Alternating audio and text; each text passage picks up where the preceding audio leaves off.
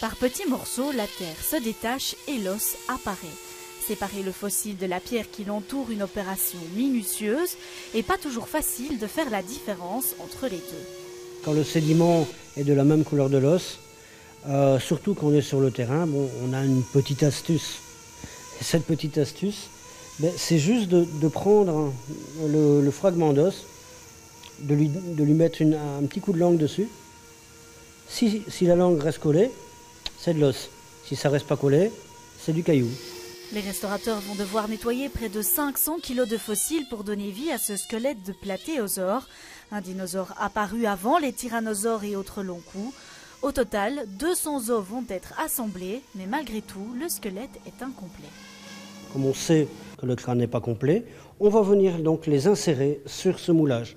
Donc si on trouve une partie donc de mâchoire, on va découper ici le plâtre et on va insérer la partie de mâchoire.